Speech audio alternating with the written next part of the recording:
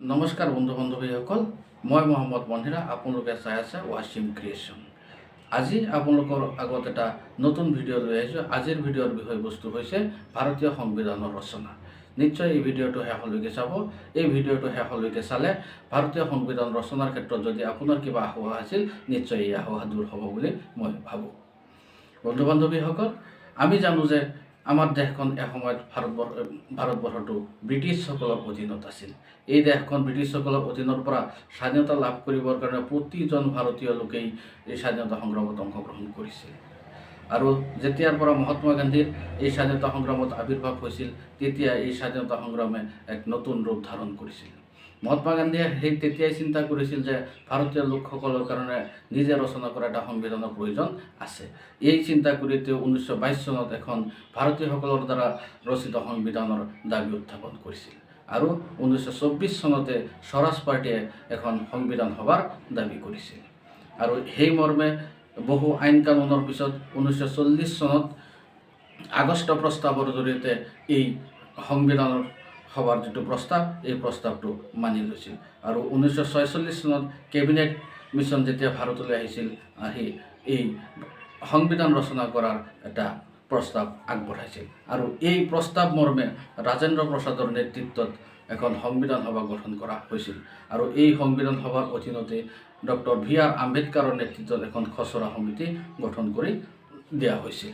এই খচৰা সমিতিৰ সদস্যসকল আছিল V.R. আম্বেদকাৰ সভাপতি, N. গোপাল স্বামী আয়েঙ্গাৰ, আল্লাট কৃষ্ণ স্বামী Iyer, K. Munshi, Syed Muhammad Sadullah, N. Madhav Rao Reddy, D.P. খাইতান।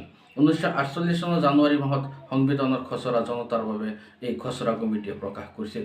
আৰু 1949 চনত সংবিধান সভাৰ সভাপতি ডক্টৰ ৰাজেন্দ্ৰ প্ৰসাদে এই সংবিধানত স্বাক্ষৰ কৰিছিল। আৰু 1950 চনৰ 26 জানুৱাৰী তাৰিখে এই সংবিধানটো সম্পূৰ্ণৰূপে কাৰ্যকাৰী কৰা হৈছিল।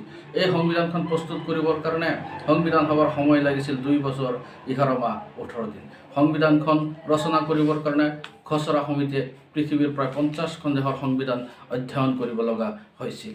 অনেক কষ্টৰ বিনিময়ত এই সংবিধানখন আমাৰ জনসাধাৰণৰ কাৰণে উৎসৰ্গিত কৰিছিল। এই সংবিধানখনত বিভিন্ন দেশৰ পৰা বিভিন্ন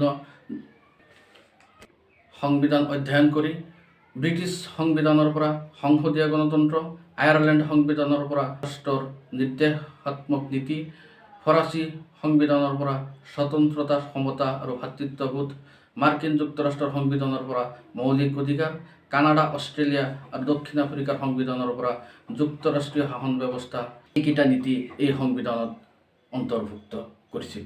অসমৰ পৰাও এই সংবিধান ৰচনাৰ ক্ষেত্ৰত গুৰুত্বপূৰ্ণ অৱদান আগবঢ়াইছিল। অসমৰ পৰা সংবিধান খচৰা সমিতিৰ সদস্য আছিল সৈয়দ মোহাম্মদ সাদুল্লাহ। 1976 চনৰ 42তম সংশোধনীৰ জৰিয়তে ভাৰতীয় সংবিধানৰ ধৰ্ম নিৰপেক্ষ শব্দটো সংযোজন কৰা হৈছিল। এই সংবিধানত 395টা অনুচ্ছেদ, 22টা অধ্যায় আৰু 12টা অনুসূচী আছে। ধন্যবাদ। ভিডিঅ'টো চাই যদি ভাল লাগিছে তেন্তে লাইক, কমেণ্ট আৰু ছাবস্ক্ৰাইব কৰিব।